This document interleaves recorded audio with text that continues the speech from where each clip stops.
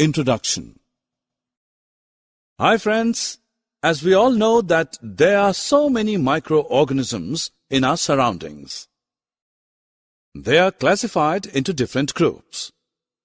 Some of them are useful for us and hence called as friends, while most of are harmful and hence called as foe or enemy. So in this module, we are going to learn more about friends and foe nature of these microorganisms. Objectives. Friends, at the end of this module, you'll be able to define microorganism and its various groups. You will also be able to describe the friendly microorganisms and their uses in normal human life. Besides, you'll be able to describe harmful microorganisms and explain the methods of food preservation. In addition, you will also be able to describe the nitrogen fixation and the nitrogen cycle.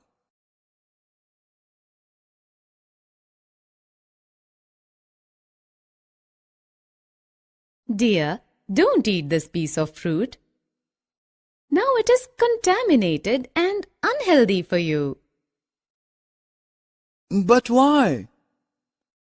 Dear, because there are so many germs on the floor and they are so tiny that you cannot see them through naked eyes and they may harm you. What are these? These are called microorganisms. Friends, you'll be surprised to know that a microorganism can help us in making our food and the same can make us ill too. So, before getting more information about them in detail, let us first know about such microorganisms and their habitat.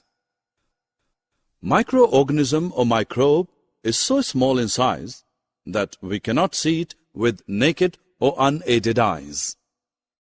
They are broadly classified into four major groups: bacteria, fungi, protozoa and algae. Viruses are also microscopic. Microorganisms can survive in different environmental conditions. Dear students, these microorganisms are broadly categorized into useful microorganisms and harmful microorganisms. Now we discuss the friendly activity of a microorganism in detail. One such friendly microorganism is yeast. Yeast is used in the baking industry and our homes for making breads, cakes, and pastries, etc. The bacterium lactobacillus is useful to make curd from milk. Microorganisms are also useful in commercial and medicinal field. For instance, yeast is used in the distillery industry for large-scale production of alcohol, beer, and wine. Some other bacteria are helpful in production of antibiotics and vaccines. Vaccination is helpful in several diseases including cholera, tuberculosis, smallpox, and hepatitis. Hey, now let me tell you what are other benefits provided by useful microorganisms. Some bacteria and blue-green algae increase the soil fertility by atmospheric nitrogen fixation process. Nitrogen fixation is the biological process in which atmospheric nitrogen is converted into ammonia. There are other friendly anaerobic bacteria that are used in the synthesis of biogas.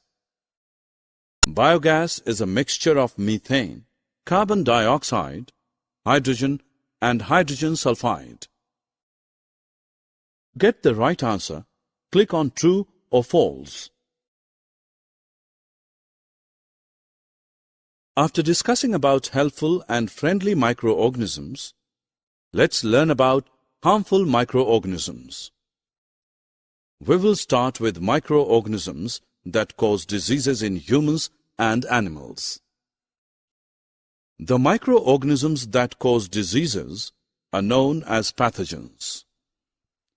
We can classify diseases into two categories: non-communicable and non-infectious diseases and communicable or infectious diseases. Non-communicable diseases cannot be transferred from one person to another, while communicable diseases are transferred from infected person to a healthy person by means of air, water, food, etc. Common cold is a very common example of communicable disease. Friends, some insects and animals that are found in our surroundings act as carriers of pathogens. Housefly and mosquitoes are the common examples of such carriers. In cholera disease, housefly is the carrier of many pathogens. To prevent cholera, we should always keep food covered and avoid consuming the uncovered food items. In malaria disease, female Anopheles mosquito is the carrier of Plasmodium parasites.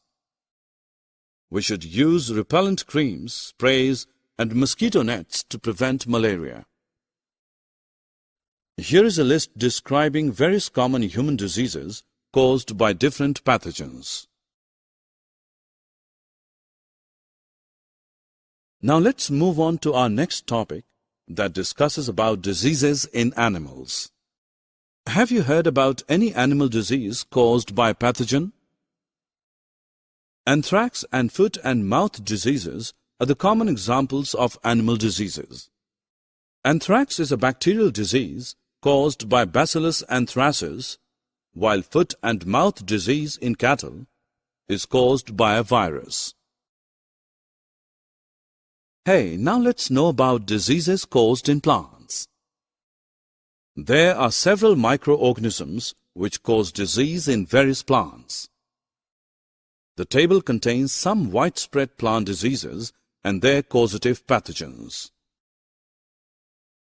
Drag and drop the correct option into its respective box. Friends, in summer season, if the food is lying in open for a longer duration, the food turns stale and finally poisonous substance. The cause of this is again the same, bacteria. There are some bacteria like Clostridium, Bacillus, and Staphylococcus which cause the food poisoning. This food causes harm to us. We can preserve our food by some methods as listed below. We use pasteurization process to preserve the milk. To get the right answer, click on True or False. Summary. Friends, let us summarize what we have learned in this module. Microorganism or microbe is an organism, living, which is so small in size that we cannot see with naked or unaided eyes, that is, they can be seen only through a microscope. Microorganisms are classified into four major groups: bacteria, fungi, protozoa, and algae.